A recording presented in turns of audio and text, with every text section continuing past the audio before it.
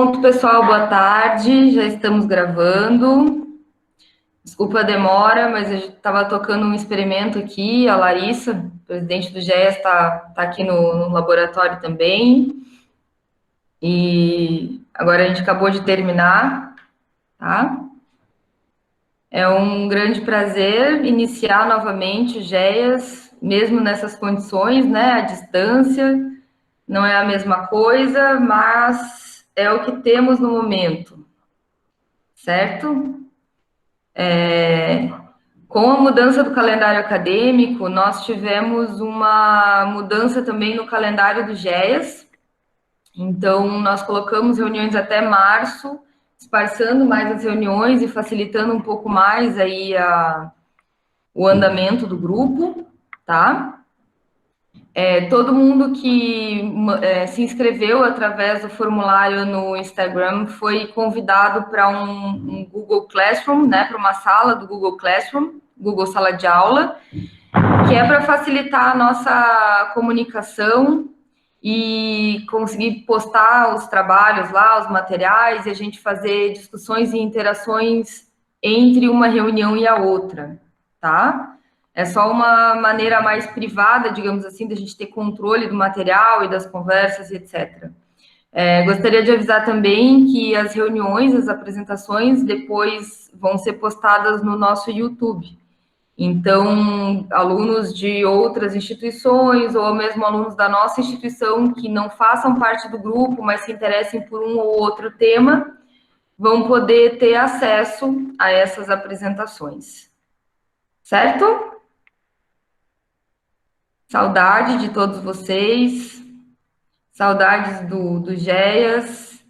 Queria dizer também que esse ano eu não vou oferecer a disciplina de selvagens, porque está dando muito trabalho, está tomando muito tempo adaptar as minhas aulas ao esquema de atividades remotas, então eu estou tendo que gravar todas as aulas, gravar aula prática, né? E tudo mais, então, infelizmente, não tem como eu assumir mais uma disciplina de optativa agora.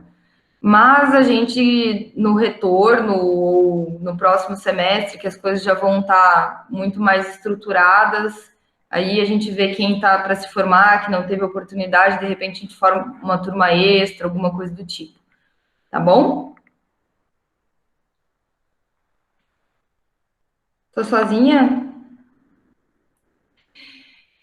Então, hoje, gente, a gente tem a apresentação de um tema que para mim é muito caro, né? Durante o meu mestrado, eu estudei mamíferos aquáticos, trabalhei com um golfinho amazônico, lá na Amazônia, inclusive, e quem vai apresentar essa introdução aí aos mamíferos aquáticos do Brasil é a Aline, a Ellen, as duas Ellens, né? A Ellen com H e a Ellen sem H, e a Keren Tramontim, certo? Então, alguém tem mais alguma coisa para perguntar, para falar antes da apresentação? Depois que eles terminarem de fazer as apresentações, eu volto para a gente fazer as discussões e a interação. Tá bom, pessoal?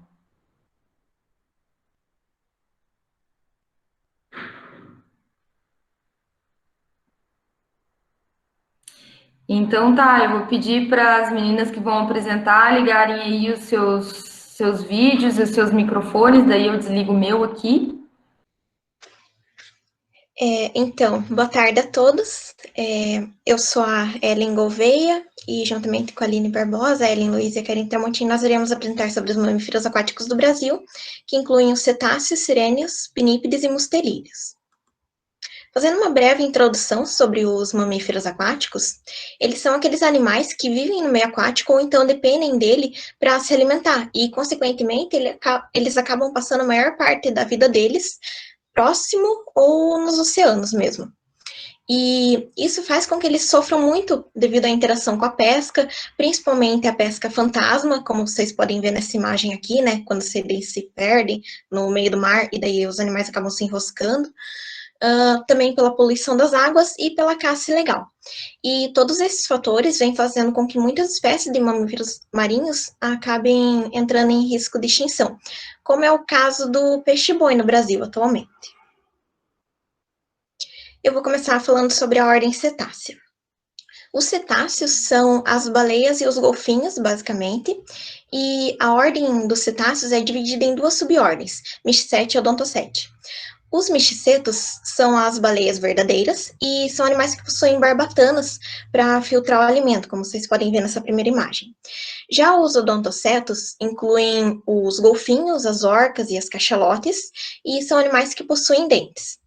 E os dentes são todos iguais e por isso eles são classificados como homodontes.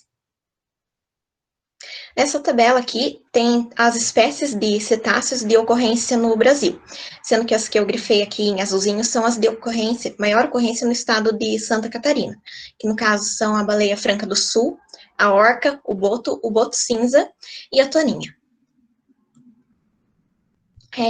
Como eles são animais que vivem a vida inteira no ambiente aquático, eles desenvolveram diversas adaptações ao nado e ao mergulho. Como, por exemplo, como a gente pode observar externamente, eles possuem corpos alongados e hidrodinâmicos, e o membro torácico deles é adaptado e é chamado de nadadeira peitoral. E todos eles também têm a nadadeira caudal.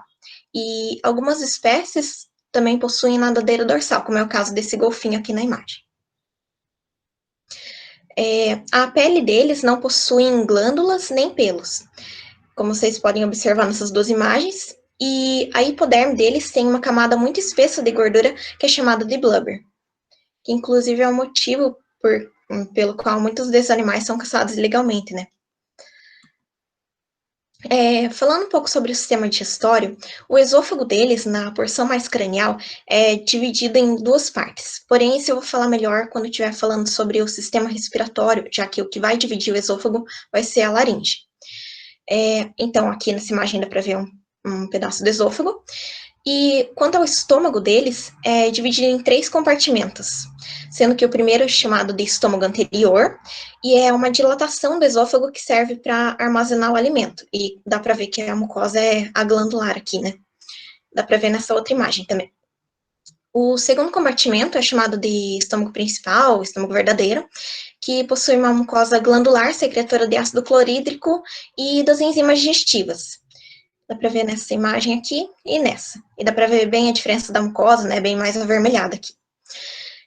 E o terceiro e último compartimento é chamado de estômago pilórico, cuja principal função é a secreção de muco, para preparar o bolo alimentar para ir lá para o intestino delgado. Nessa primeira imagem também dá para ver um pedaço do fígado e o intestino delgado. O sistema respiratório dos cetáceos é bem modificado em comparação com as espécies domésticas, sendo que os misticetos, que são as baleias, né, possuem 2 orifícios respiratórios no topo da cabeça, como dá para ver nessa primeira imagem, né. Já os odontocetos, os golfinhos, possuem apenas um orifício respiratório. A laringe dele é uma estrutura tubular e alongada que comunica o orifício respiratório com a traqueia. E ela está posicionada assim no animal, e essa estrutura, ela vai então dividir o esôfago em 2 porções, e por isso essa anatomia diferenciada deve ser considerada na hora que for fazer uma intubação desses animais, por exemplo.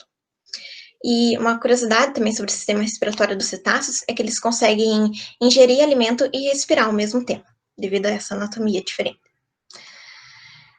Quanto ao sistema urogenital, o rim dos cetáceos é multilobulado, como dá para ver ali na imagem, na primeira, e também dá para ver as glândulas adrenais, né? E nos machos, os testículos e o pênis estão alojados internamente na cavidade abdominal, como dá para ver nessa imagem.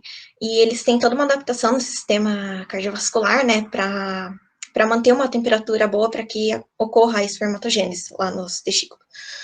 E aqui também dá para ver a bexiga. E o pênis, ele só se exterioriza no momento da cópula, então, como dá para ver nessa outra imagem aqui. O sistema reprodutor das fêmeas é semelhante ao dos mamíferos domésticos, né? Aqui tem os cornos uterinos, o corpo do útero, a cervix, o ovário. Falando um pouquinho sobre a nutrição desses animais, eles são carnívoros e, em vida livre, se alimentam principalmente de crustáceos, lulas e peixes. E quando em cativeiro, eles são alimentados com peixes, principalmente, e é importante que se ofereçam preferencialmente duas espécies diferentes de peixes para esses animais, para garantir um equilíbrio na dieta. E o peixe deve ser de qualidade própria para consumo humano. E uma outra coisa sobre a nutrição é que eles não ingerem a água salgada. Então, toda a água que eles necessitam para o organismo é proveniente do alimento ou então do metabolismo de gorduras, da oxidação, né, que gera a água metabólica. E devido a esse fato, quando os cetáceos passam muito tempo sem se alimentar, em jejum, né, eles podem acabar apresentando desidratação e desequilíbrio eletrolítico. Falando brevemente sobre a medicina desses animais, alguns pontos importantes, né? Uma coisa que ocorre muito é o encalhe de baleias, e essa é considerada uma situação de emergência na medicina de cetáceos. Isso porque esses animais, eles são muito pesados, e como eles estão acostumados a viver no meio aquático, eles não estão acostumados com tanta pressão quanto quando eles encalham nas praias, por exemplo. E daí os órgãos internos deles acabam sendo comprimidos com esse peso. E, além disso, eles também podem desenvolver queimaduras graves devido à exposição solar, quando estão encalhados. E alguns procedimentos comuns realizados nos cetáceos seriam a necrópsia dos animais que são encontrados mortos, né, encalhados muitas vezes, e nos animais vivos, muitas vezes que vão para reabilitação, né, são realizados tratamentos odontológicos, tratamentos de abscessos e feridas, biópsias de pele, laparoscopia, reparos de fraturas maxilares e mandibulares e a endoscopia gastrointestinal. E quanto aos patógenos que mais afetam esses animais, existia o morbilivírus, que causa uma grande mortalidade quando há surtos.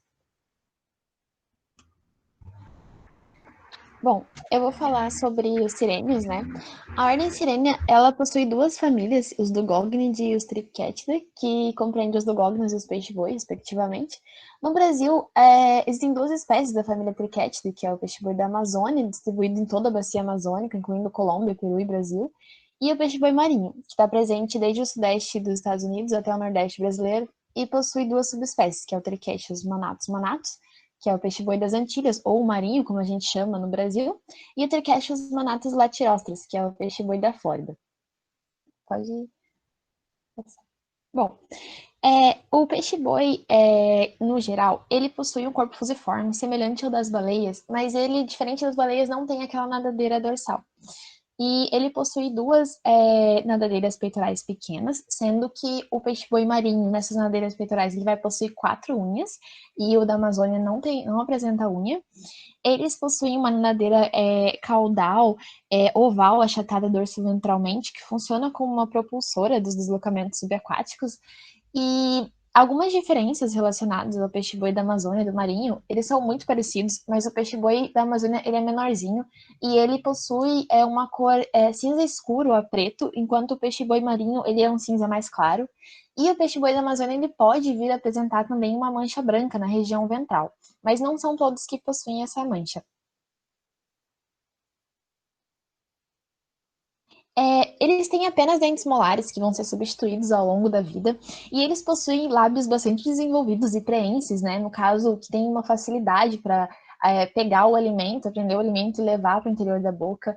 Da parte anatômica externa, não tem muito o que falar, basicamente é isso, e eles têm também uma visão bem baixa, e a audição também não é muito boa, mas eles se comunicam através da vocalização, né? E é bastante interessante porque eles possuem uma vocalização diferente para cada tipo de situação em que eles se encontram. Por exemplo, quando eles querem reproduzir ou em uma situação de estresse. Então, varia bastante essa vocalização, isso é estudado, inclusive. Pode ir. Aqui a gente tem um peixe-boi em decúbito dorsal, onde foi feito um corte longitudinal da região abdominal. E a gente pode ver esse monte de intestino, né? Porque esse animal ele é um herbívoro monogástrico, então a digestão da celulose é feita no intestino, principalmente no seco. E ali na frente a gente vê aquele estômago pequenininho que apresenta apenas uma glândula gástrica que libera as enzimas digestivas e o ácido. E na região mais lateral ali, o fígado, que está bem espremidinho ali, não dá para ver muito nessa imagem. Pode ir. Aqui a gente foi tirado aquele intestino e estômago, dá pra ver melhor o fígado ali, esse roxinho ali que tá caudal ao coração, ali a bolinha mais cranial. E dá pra ver também bem o hemidiafragma, né? Agora sim, aquele tanto do intestino. Ali, essa parte mais roxinha é a parte muscular do hemidiafragma. E no quadrante caudal, abdominal, a gente vê o rim dele também, que é um rim multilobulado. E acho que nessa foto é isso também. O pulmão dele, ele vai ficar dorsal ao hemidiafragma. No caso, como tá em verdinho ali. Ele é um pulmão longilíneo, né? Ele é bem fininho e ele ocupa toda essa região dorsal da cavidade pleural. E fica dorsal ao hemidiafragma. Então, para ver, teria que fazer, né, um corte dorsal nele. Naquela região do cúbito dorsal, a gente não consegue ver. Aqui dá para ver a traqueia dele, a traqueia que é uma traqueia cartilaginosa, e o restante foi tirado, né? Ele está evidenciando a parte muscular do hemidiafragma, o mesocólon também, mas aí já não tem mais muita coisa. Bem, como eu disse, eles são herbívoros não ruminantes, então a digestão da celulose ocorre no seco e no colo, principalmente no seco. E a alimentação deles são bastante generalistas. Eles se alimentam de plantas aquáticas ou semiaquáticas, mas preferencialmente as emergentes. Mas muda bastante, né, do peixe-boi marinho para o peixe-boi da Amazônia, né, pela diferença da região onde eles se encontram.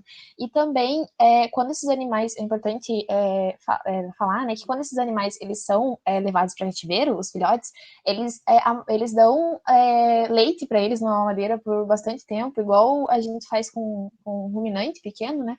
Até que eles começam a inserir plantas na alimentação desses animais, e eles vão fazendo uma transição entre leite e planta, até que fique 100% planta.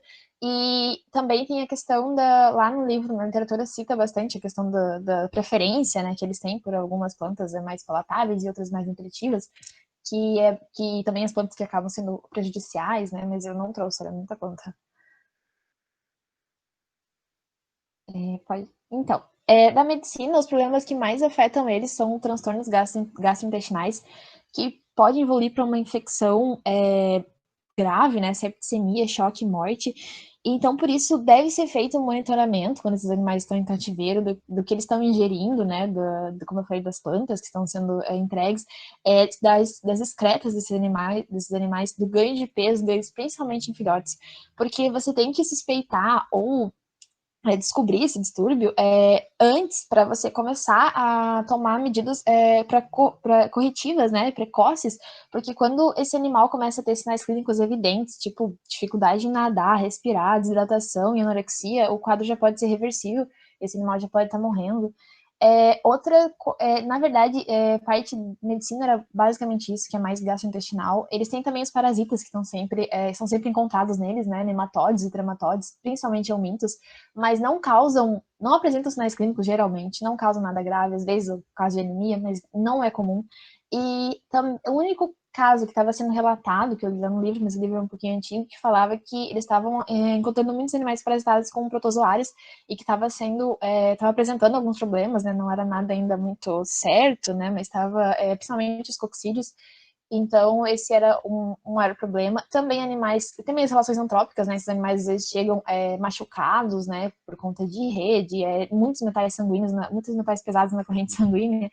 E eles falavam também da questão de como é importante ajudar na reabilitação desses animais, porque principalmente o peixe-boi da Amazônia, porque na Amazônia já está sendo visto que, como esses animais já estão há muito tempo, né, ameaçados de extinção por conta da época que eles já eram caçados há muito tempo por conta da questão da obtenção do couro.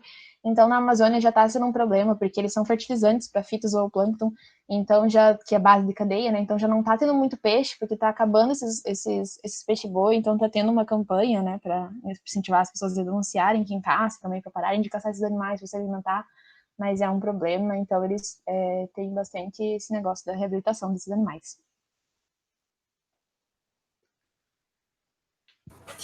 Os pinípedes são carnívoros aquáticos, eles podem ser encontrados desde os polos até os trópicos. São divididos em 3 famílias, então o Dobernide, que são as morsas, estão restritas só no Ártico, Otaride, que são os lobos, os leões marinhos, e Focide, que são as focas. Os focídeos, as focas, têm um corpo fusiforme, então é mais espesso no centro. As nadadeiras anteriores são curtas, o pescoço é curto e volumoso, e eles não apresentam pavilhões auriculares. Além disso, eles se deslocam projetando seu corpo para frente e nadam impulsionando as nadadeiras posteriores. As anteriores servem como leme. Os otarídeos, que são os lobos e os leões marinhos, eles têm um corpo delgado, o pescoço é longo, e as nadadeiras anteriores, diferentes dos focídeos, são longas e o pavilhão auditivo externo é presente. Eles nadam, então, impulsionando as nadadeiras anteriores. As posteriores servem como leme. E eles têm uma característica diferente que dos outros, dos focídeos, que essa nadadeira posterior, ela possui a capacidade de rotação. Então, por isso que eles são muito mais ágeis, eles conseguem se locomover muito mais rápido que as focas. As morsas, elas têm os dentes caninos gigantes, né? Podem chegar a metros de comprimento. E outra característica marcante desses animais é a presença de um bigode bastante perceptível. Assim como as focas, as morsas não apresentam orelhas externas, e como os leões marinhos, elas são capazes de orientar as nadadeiras posteriores para frente. Elas são restritas só no Ártico, então não tem morsas aqui no Brasil. Uma característica do grupo é que todos passam a maior parte do tempo na água, com períodos de alimentação em mar aberto. Mas eles necessitam retornar por alguns períodos do ano para costões rochosos, praias arenosas, ou mesmo gelo para se reproduzir, mudar a pelagem, descansar. Eles podem se deslocar grandes distâncias para locais onde ocorre, então, a colônia de reprodução. Aqui no Brasil, então, são registradas 7 espécies, especialmente aqui no sul, aqui em São Chico mesmo tem um projeto de monitoramento de praias, e é muito recorrente os focídeos, as focas, inclusive, esse inverno teve bastante. Teve também cetáceo, teve um cetáceo encalhado aqui no Ubatuba. Agora eu vou falar sobre anatomia e a fisiologia.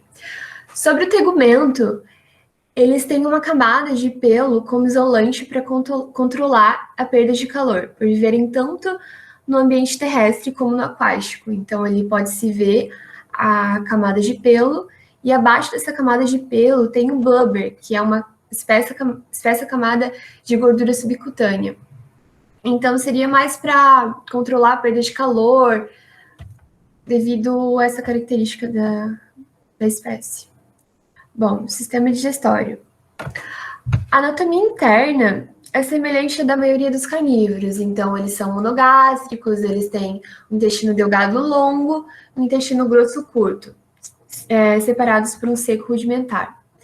Fora isso, eles têm um fígado multilobulado. Aqui tem algumas imagens da anatomia do sistema digestório desses animais. Aqui a gente consegue observar o estômago, aqui é o corpo do estômago e aqui a porção pilórica. Aqui o início do duodeno, essa estrutura rosinha clara é o pâncreas. Aqui dá para ver um pedaço do fígado. E aqui o intestino delgado, que é bem grande, né? E o omento, e o estômago aqui. Nessa outra imagem com o omento recobrindo, né? Dá para ver o estômago, os intestinos e o fígado. Então, falando um pouco sobre o sistema urogenital, assim como os fígados, os rins são multilobulados também, e são muito semelhantes aos dos cetáceos. Os machos de focídeos apresentam os testículos na região inguinal, como a maioria das espécies, e os machos de otarídeos têm a bolsa escrotal. Uma característica interessante é que todas as espécies de penípedes têm um osso peniano, como muitos carnívoros. No sistema genital feminino, o ânus e a vagina desembocam em uma cloaca.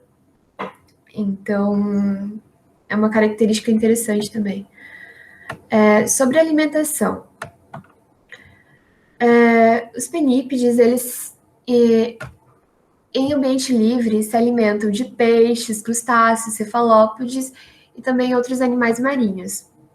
Mas em cativeiro, eles dependem de peixe, né?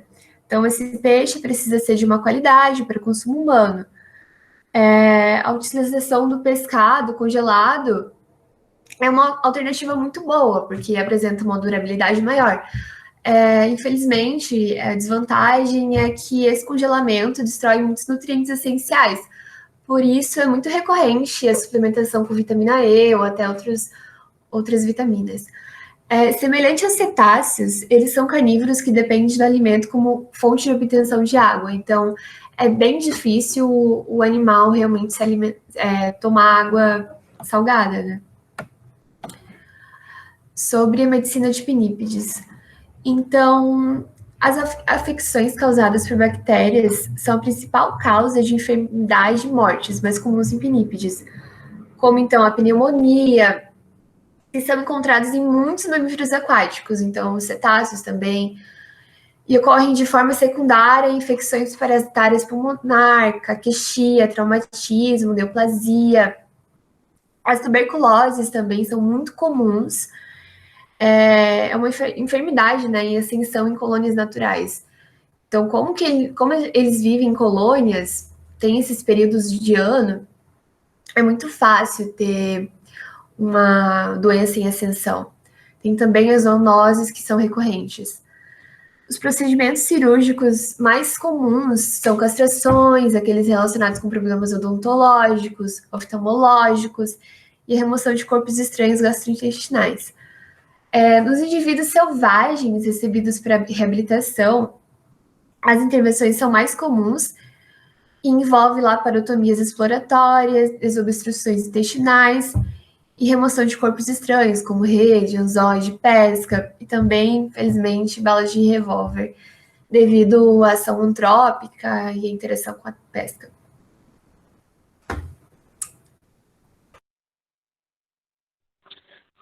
Eu vou falar sobre os mustelídeos. Eles são animais pertencentes à família Mustelidae, que aparece em quase todo mundo. E essa família ela tem duas subfamílias, que são a Musteline e a Lutrine. No Brasil, no total, tem 6 espécies nativas, mas tratando de mamíferos aquáticos, eu vou focar na ariranha, Tenonura brasiliensis, e na lontra, mais especificamente a lontra longicaudes. As duas elas são da subfamília Lutrine. Pode passar. Falando sobre a anatomia, os mustelídeos, no geral, eles têm um corpo alongado, uma cabeça pequena e ovalada, com orelhas curtas e arredondadas, e as pernas são curtas. Os coxins plantares, eles são nus e têm 5 dedos com garras não retráteis. No caso da ariranha e da lontra, elas têm membrana interdigital que vai até a ponta dos dedos, como dá para ver na imagem. A cauda é longa, mas ela é geralmente menor do que o corpo. Ela é mais espessa na base e achatada dorso-ventralmente no restante. Outra característica também é que esses animais eles têm um par de glândulas anais bem desenvolvidas. E essas glândulas elas produzem um líquido amarelado com cheiro forte, que eles usam tanto para se defender quanto para marcar território. O pelo ele é curto e sedoso, e tem uma camada densa de subpelo, que tem umas alturas distintas, mas tem uma mesma proporção. Essa camada ela forma uma camada de ar isolante, que auxilia na flutuação, dificulta o contato da água com a pele e proporciona uma rápida secagem. A ariranha, vale acrescentar que ela tem umas manchas escuras no pescoço, que podem ser usadas para identificação individual. Falando brevemente sobre o sistema digestório, são animais carnívoros. O sistema digestório é composto por um estômago simples. O trato digestório é curto e não tem seco. Por causa disso, é difícil fazer a diferenciação do intestino grosso e do intestino delgado. Ela normalmente é feita de acordo com a irrigação. Como a gente pode ver na imagem, no intestino delgado tem uma maior ramificação dos vasos que estão ali irrigando. E no intestino grosso vai mais um vaso contínuo, que solta vários pequenos vasos para irrigar. É basicamente assim que eles fazem a identificação dos dois. E dá para perceber ali na imagem também o estômago, que é pequeno, ali, simples. Sobre o sistema urinário, eles têm os rins multilobulados, como dá para ver na imagem. Sobre a alimentação, a ariranha e a lontra, elas se alimentam basicamente elas são carnívoras, elas se alimentam basicamente de peixes e crustáceos, mas a dieta delas pode incluir os anfíbios, répteis, aves aquáticas e pequenos mamíferos. E falando brevemente sobre a medicina, eles respondem bem aos procedimentos veterinários padrões e às medicações utilizadas em carnívoros domésticos. Até o momento tem pouco relato de contraindicação. Os principais procedimentos cirúrgicos são osteossíntese e excisão de neoplasias.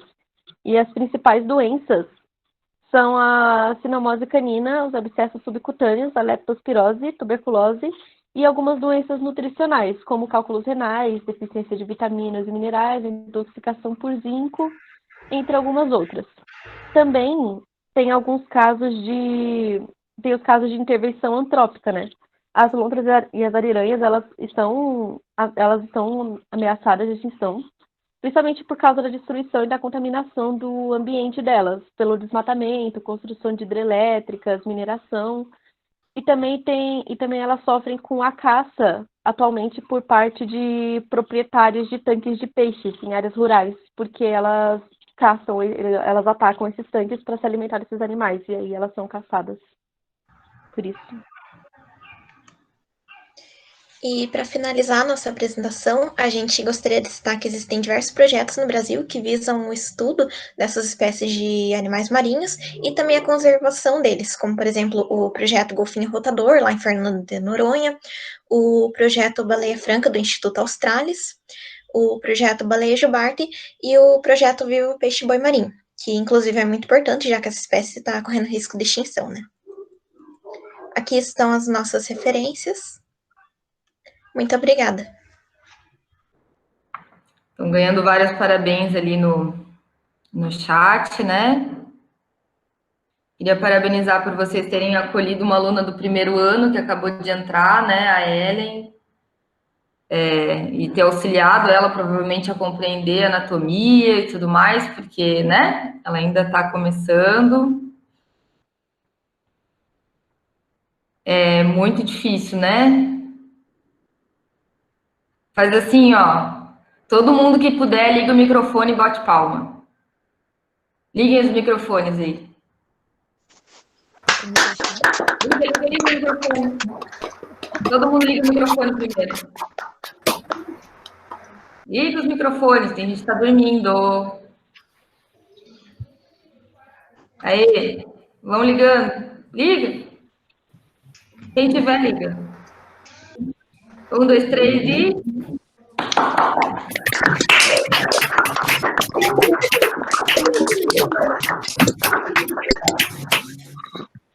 Viu como dá para bater palma também? Isso aí, quem não puder ligar o microfone, bate palminha no chat. Então tá bom, pessoal. Muito boa apresentação, parabéns. Eu fui anotando algumas coisas aqui que dava para complementar, né? Mas primeiro eu queria ouvir as perguntas dos colegas, né? Complementações dos colegas, daí no final eu trago as minhas. Gente, eu tenho uma pergunta. Sobre esqueci os. Aquela parte que a aluna nova falou a Ellen, os pinídeos, eu acho. Ela falou que o sistema urogenital feminino, ele desemboca numa cloaca. É porque eles são ovíparos ou tem alguma outra razão?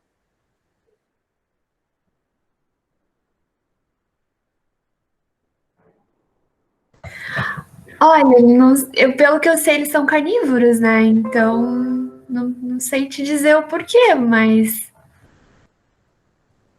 pelo que eu sei, são carnívoros. É uma cloaca anteroventral, a cauda, eu acho, a base da cauda. Eu tenho que dar uma olhadinha se é em todas as espécies, mas pode ser que esse grupo não tenha aceptação da cloaca lá na embriologia, né? O finalzinho.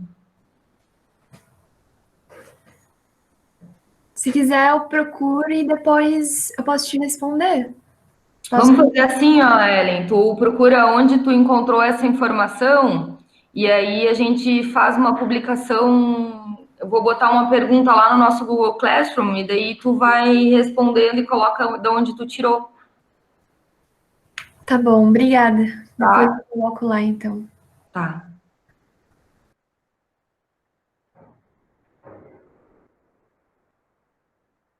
E aí?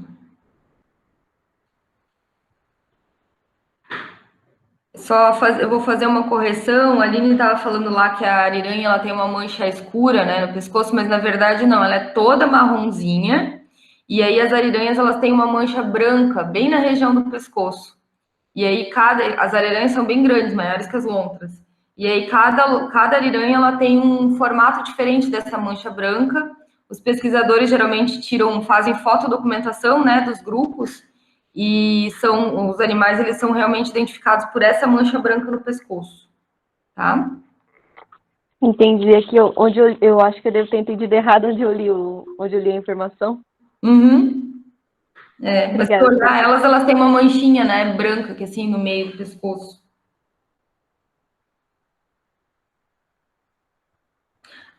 E uma pergunta que eu quero fazer pro pessoal aí.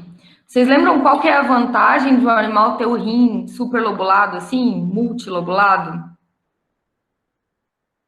O pessoal que já fez anato, Mico. Anato 2.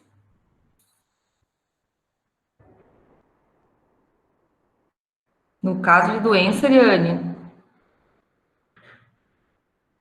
Quem lembra aí da aula, quiser. Vocês não tiveram rim comigo, né? Eu lembro que o que diferenciava era que ele tinha os cálices, né, renais, mas eu não lembro agora o porquê que diferenciava isso. Alguém lembra, galera? Não? Então, assim, ó, todo mundo tem o rim multilobulado durante a vida embrionária, né? E daí os nossos rins, eles vão fusionando esses vários lobos e vão formando aí ou um rim unilobulado, ou como no caso dos ruminantes, que é lobulado, mas não é tão lobulado, né? Ele consegue fazer uma fusão parcial. O que acontece? Lembrando da fisiologia aí, quem que é responsável por fazer a filtração do sangue? O córtex renal ou a medula renal?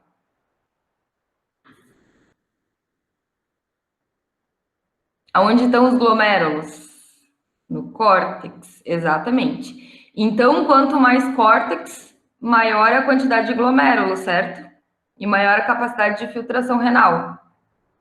Portanto, um rim que é... o que eu vou pegar para fazer o exemplo aqui? Um rim que ele é liso, ele vai ter uma superfície X. O rim, quando ele é todo lobulado, ele vai ter uma superfície, tipo, 10 vezes X. Se a superfície dele é maior, ele tem mais glomérulos. Portanto, o rim dele é mais eficiente na filtração. Como esses animais marinhos, principalmente, né, os de água doce, podem tomar água doce a hora que eles quiserem, mas os animais marinhos, eles não têm fonte de água doce, e a única água que eles, como as meninas falaram ali, a única água que eles ingerem é a do alimento, eles têm que ter uma urina bem concentrada e têm que fazer todo o aproveitamento possível, né, do líquido ingerido. Por isso que o rim deles é multilobulado, todos os animais marinhos, tá?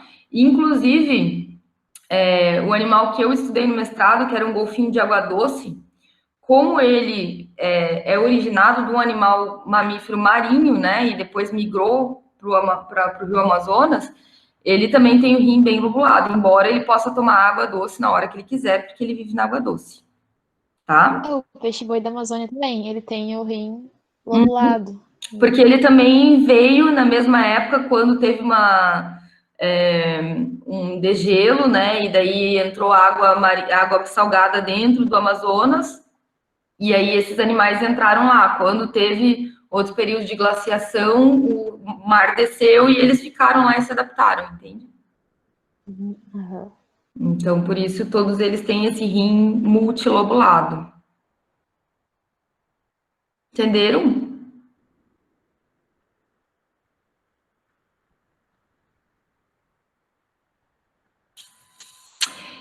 Aí, vocês falaram que, tipo, uma das causas de morte desses mamíferos aí é o uso da gordura, né? Do blubber lá. Vocês sabem para que se usa gordura? Eles não usavam em máquinas? Não lembro direito, eu vi alguma coisa que eles usavam em alguma Antigamente, máquina. né? É, Uhum. Antigamente, Ellen, todas as lamparinas, né? Porque os postes não tinham luz elétrica, era lamparina. Então, todas as lamparinas, exatamente, eram abastecidas com óleo de baleia, Ellen. E também as casas, exatamente, para fazer a argamassa que juntavam as pedras, era feito com óleo de baleia. Aquelas casas antigas de São Francisco do Sul, lá do centro histórico, elas foram todas construídas com argamassa de óleo de baleia. Aham, aqui tem a igreja mesmo, a catedral lá, toda feita com óleo de baleia.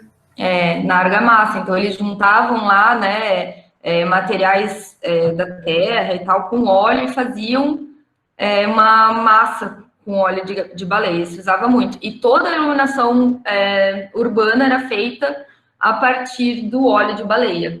Então, a caça da baleia era uma coisa muito tradicional aqui. Quem nunca foi no Museu do Mar em São Francisco do Sul, né? Pouca gente é daqui.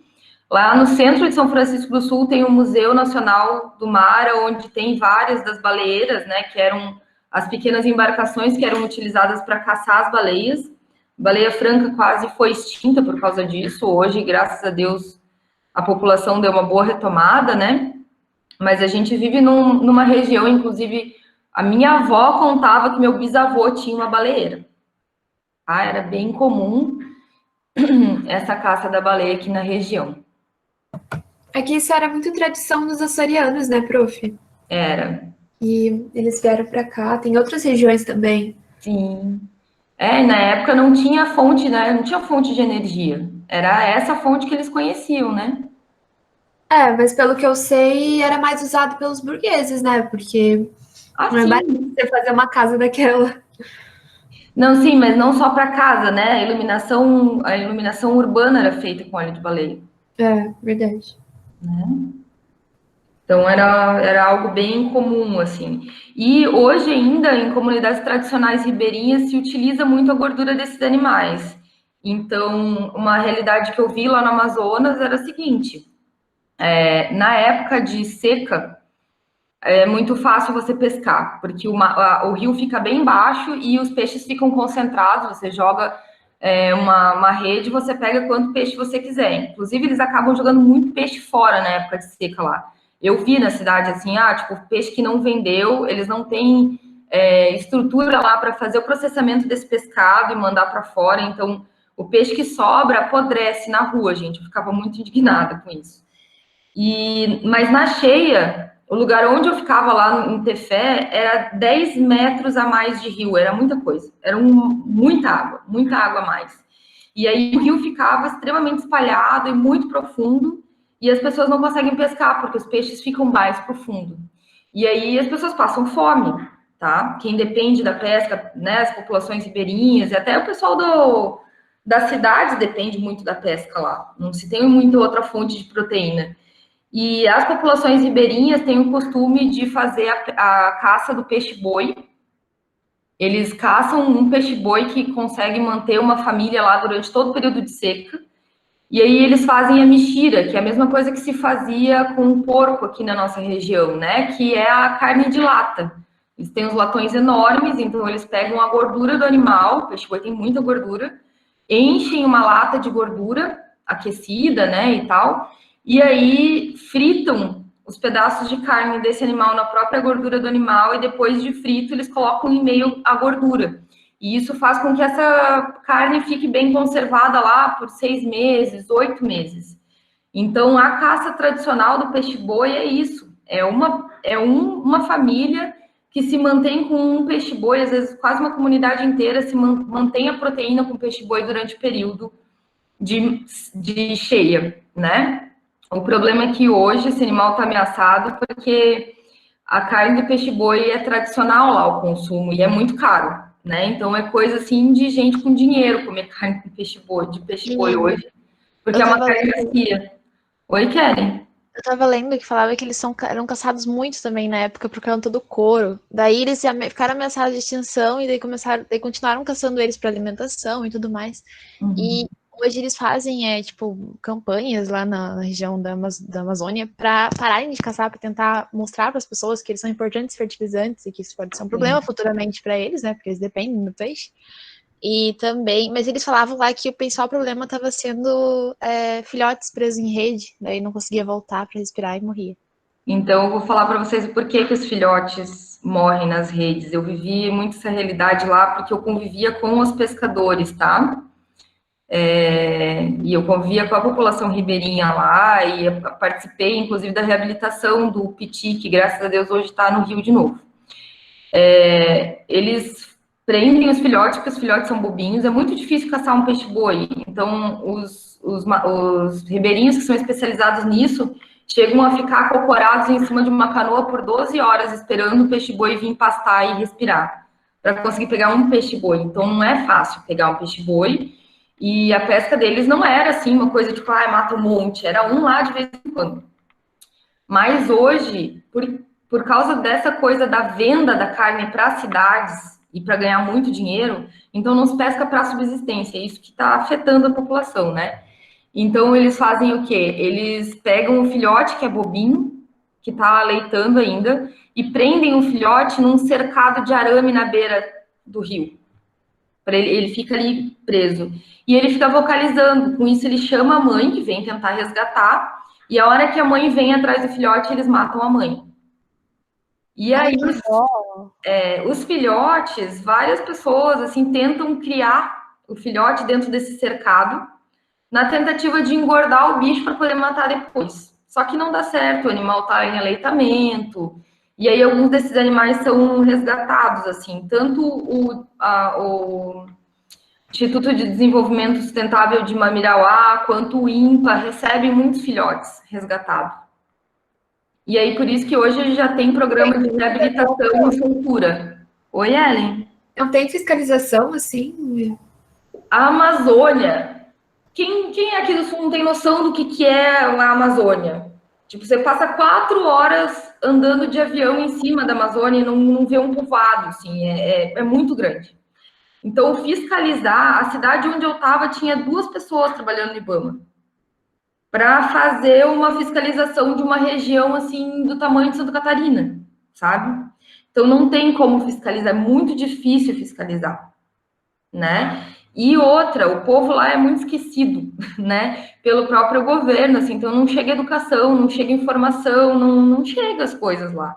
Então, as pessoas, elas têm dificuldade de aprender e ter essa noção de conservação. Eles acham que aquilo nunca vai se acabar, porque é muita coisa. É tudo muito grande. O rio vai até onde a tua vista alcança, assim, parece um mar, certo? Na seca, tu anda na floresta, as árvores têm 50 metros, assim, 10 metros é a marquinha de onde bate a água. É tudo muito grande, né? O centro é Manaus, Belém, Santarém, são poucas cidades muito grandes, o resto do Amazonas é espalhado em pequenas cidades no meio da floresta. A gente é outro mundo pra gente, assim. Eu sou apaixonada por aquele lugar, eu quero voltar antes que destruam tudo, mais algumas vezes, né? Quero levar o Arthur, meu esposo, para conhecer, porque ele não conhece ainda a Amazônia. Mas, assim, é um lugar que eu acho que todo brasileiro deveria conhecer para amar e preservar, tá? Mas é tudo muito grande, é muito difícil. Então, eles usam muito a gordura, que era a pergunta inicial lá, né, para conservar a própria carne.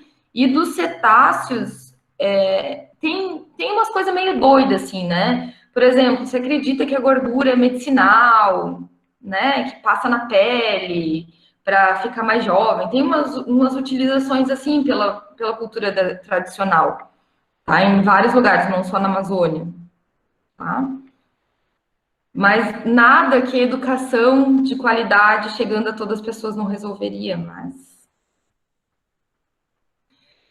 Ariane, para eles tudo é infinito, eles acreditam que o resto do Brasil vive numa novela da Globo, que favela é bonita igual a favela da Globo, que aqui no Sul todo mundo é lindo, maravilhoso e tem tudo em casa. E eles querem muito sair de lá para vir para cá. E aí, quando eu tentei explicar para eles o que era o mar, eles não entendiam. Aí, na segunda viagem que eu fiz, eu levei uma garrafinha de água salgada para os ribeirinhos que eu conhecia, com quem eu convivia, né? Levei concha, levei garrafinha de água salgada, e eles riam da minha cara, diziam que eu estava enganando eles, que eu tinha pego uma garrafa d'água enchida de sal dentro. Aí fui eu explicar de onde que saiu o sal. Então, são pessoas muito inocentes, assim, eles acreditam em umas coisas que vocês não têm noção, eles realmente acreditam que as pessoas são filho do Boto. Tem gente que acredita que é filho do Boto, acredita mesmo. Então é uma realidade completamente diferente da nossa. Tentem não julgar, tá, gente? A gente julga com a nossa cabeça daqui, né? Mas só vivendo lá com eles para a gente conseguir entender.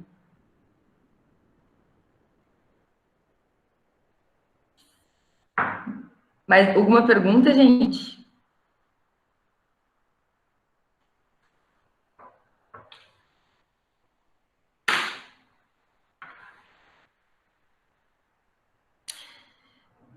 Não? Então eu vou fazer mais algumas considerações que eu fui anotando aqui, né? Vocês esqueceram de falar de alguns projetos interessantes aqui para a nossa região. A gente tem o projeto Lontra, que tem sede em Florianópolis, que faz a conservação da lontra. A gente tem lontra aqui na nossa região, tá? Mamífero aquático, elas são lindas, inclusive o Cubatão em Joinville tem lontra. Tem o projeto Ariranha no Pantanal também. A gente tem vários outros projetos, tá? Esses que elas citaram, gente, são os mais conhecidos por trabalhar com cetáceos, e baleia e golfinho todo mundo acha lindo, né? Mas temos mais projetos, e todos esses projetos sofrem com a mesma coisa, que é falta de dinheiro, e enfim, etc. Conheçam, procurem os sites desses projetos, quem se interessar pede estágio, enfim, né? E aí, falando desses casos de pinípedes, por exemplo, que vêm descansar na praia, porque encalhamento geralmente resulta em morte, né, dos cetáceos. A gente não tem peixe-boi aqui, mas na nossa região a gente recebe muito pinípede que vem descansar na praia, né? Lobo marinho do sul tem muito aqui. Eu tive alguns colegas de mestrado que iam para o Uruguai estudar a anatomia do lobo marinho do sul, lá nas colônias de reprodução. Eu já estive em Cabo Polônio, né, na colônia de reprodução, é muito legal. Quem puder ir para o Uruguai, gente. As minhas viagens são só isso, tá? A gente fica fazendo lista de onde a gente quer ir conhecer os bichos. Cabo Polônio, lá no litoral do Uruguai, a gente foi, eu tirei foto pertinho dos bichos, assim, você anda na praia, tem pinípede para tudo que é lado. E eles migram naturalmente aqui para nossa região. Então, uma das coisas que a gente tem que pensar no manejo, falando em medicina, né? Quando um animal desse aparece na praia, e a gente tem um projeto, como tem aqui na Univille, né, de monitoramento, é mais fácil, porque eles chamam o pessoal do projeto de monitoramento, eles vão lá, isolam aquela praia e mantêm o animal em segurança até que ele volte sozinho para o mar. A gente não deve mexer nesses animais, a não ser que eles estejam muito machucados, né? E uma das coisas importantes a gente pensar é que eles são suscetíveis a uma série de doenças, como as meninas falaram, né? Eles são suscetíveis à cinomose, que é uma coisa que os nossos cães aqui têm muito. E tem muito cachorro solto em região de praia. Muito cachorro de rua, ou gente que tem cachorro e deixa solto para dar uma voltinha.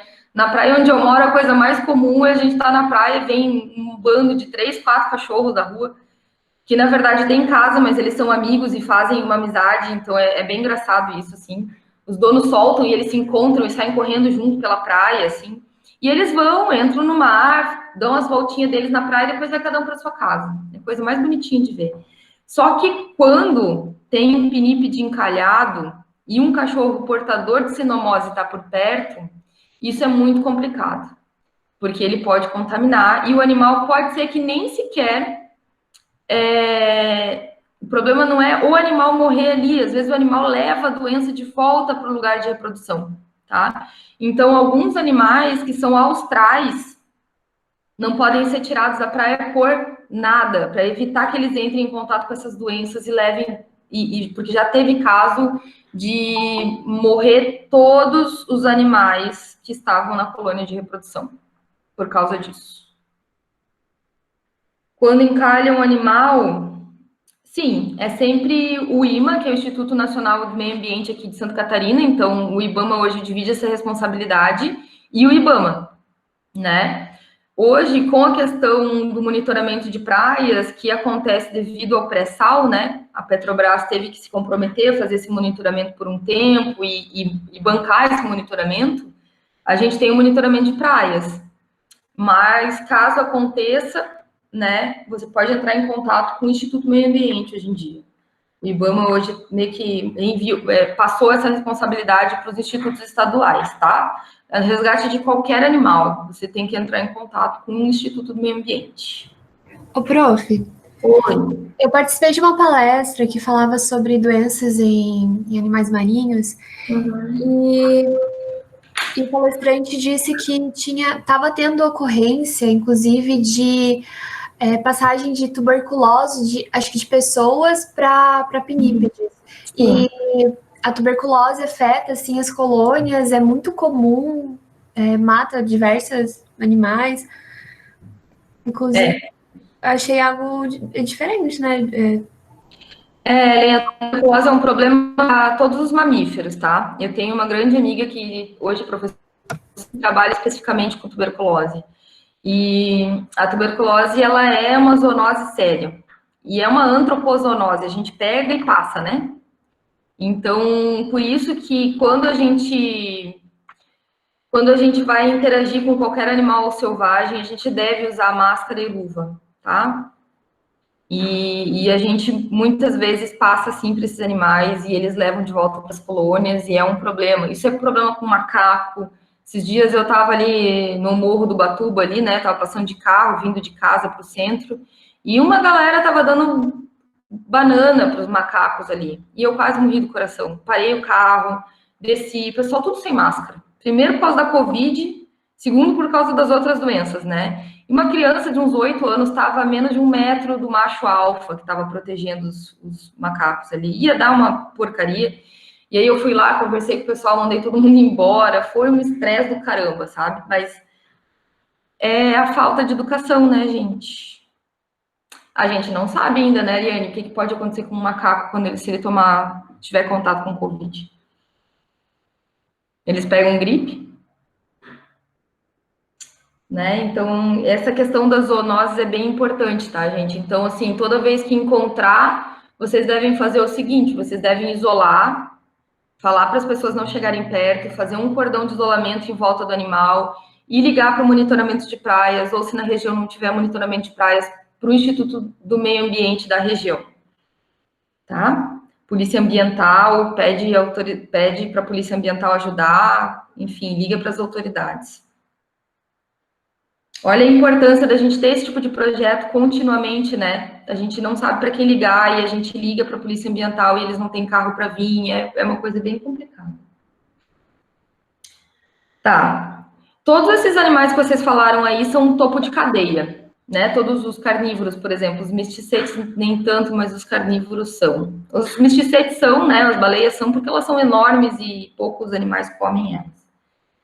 Mas vocês falaram muito também em contaminação, em poluição, né? Vocês têm ideia, alguém aí tem ideia, por que é tão importante a gente falar de poluição, por que isso influencia tanto para esses animais topo de cadeias mamíferos aí, aquáticos? Por causa da bioacumulação, daí eles são mais afetados? Exatamente, Ellen. Você consegue explicar bioacumulação para os colegas? Não, prof. Não. Alguém aí tem uma noção? Prof, eu acho que é quando, por exemplo, um focídio, ele vai comer não só um peixe, ele vai comer vários. Então, vai ser vários peixes contaminados e acaba que não seria mais ou menos isso. E o que o peixe come? Eu vou tentar achar aqui uma palestra minha de 2019, deixa eu ver se eu acho aqui, O onde eu... peixe come zooplâncton, fitoplâncton, acho que é isso, né? É, exatamente. Ele come muito ou pouco. É aquela questão de, tipo, privar do sol e daí fica muita planta, daí priva do sol e daí não tem fitoplâncton suficiente, porque Meu precisa do Deus, sol eu do vou chamar, sol. daqui a pouco eu chamo o Arthur aqui, hein? Para falar que vocês não aprenderam ecologia. Não, Ariane, não. Ele tá lá no carro agora, dando um descansado. Nem fala isso, que eu tô tendo aula com ele ainda, então capaz de me reprovar. Peraí, eu tô tentando achar a apresentação da minha palestra. Meu Deus do céu, peraí.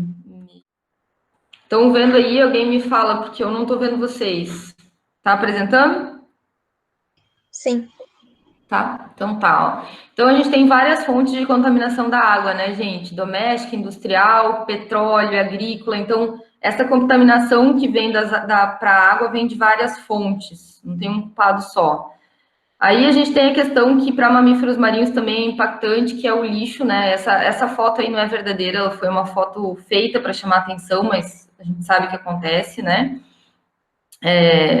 Plásticos em geral, né? Redes. E aí tem o plástico que a gente não enxerga, e eu vou falar do plástico, vocês podem imaginar de bioacumulação depois para vários outros contaminantes, né?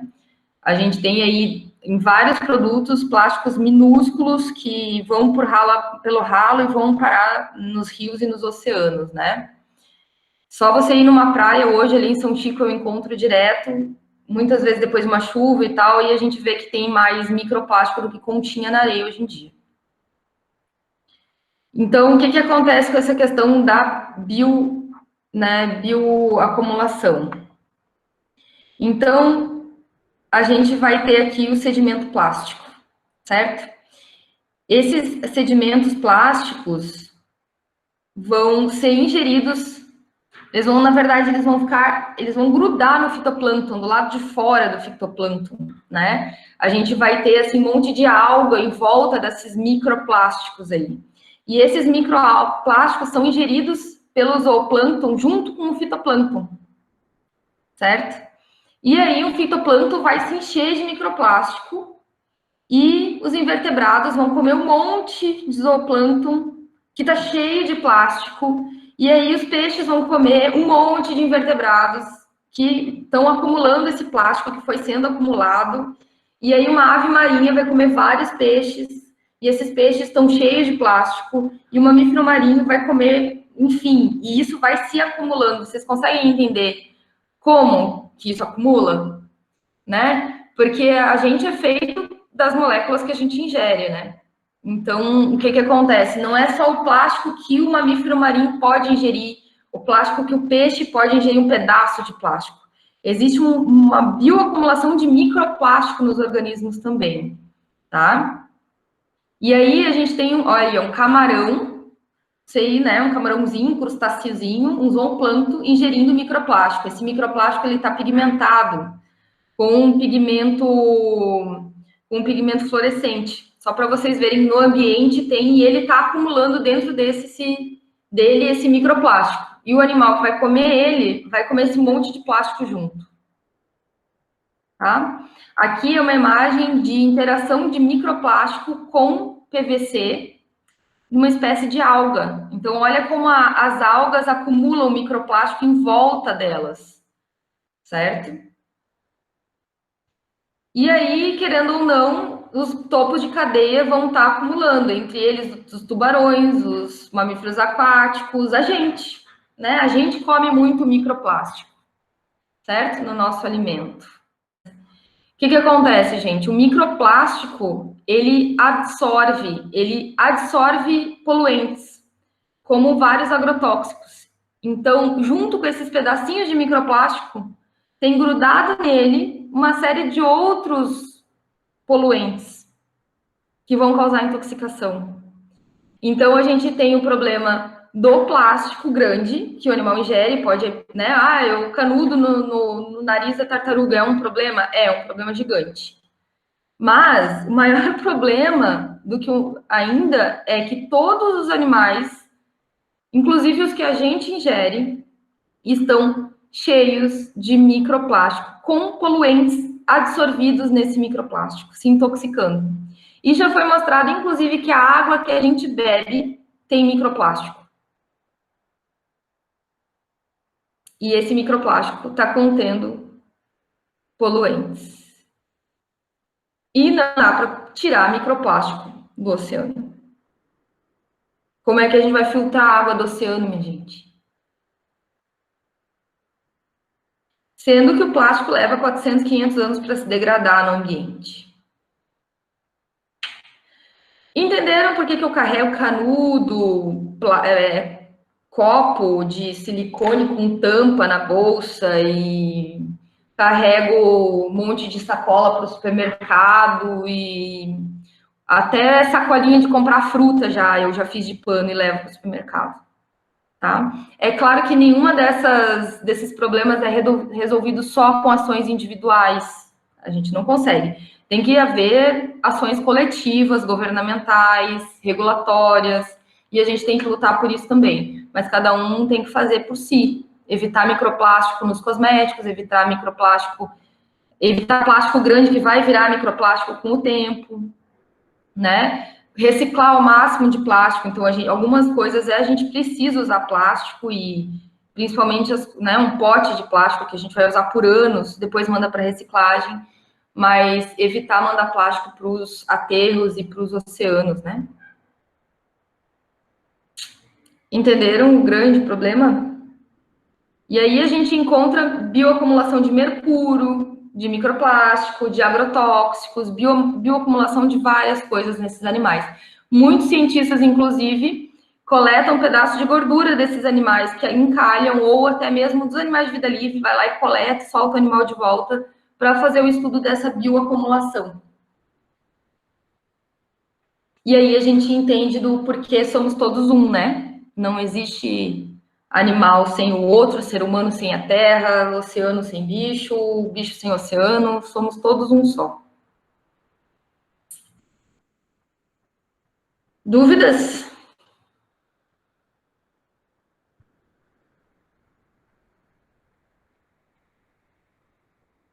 Vocês estão atônitos, estão interessados ou já dormiram tudo aí?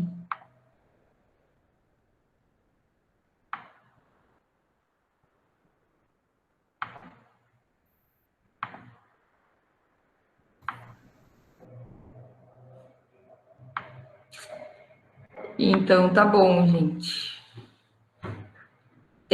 Alguém tem mais alguma coisa para falar?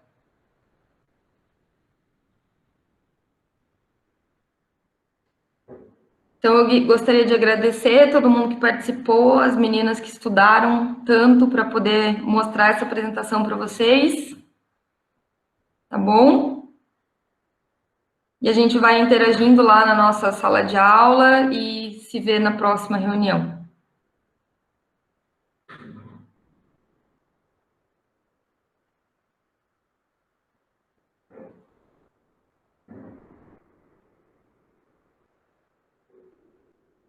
Até mais. Beijão, gente.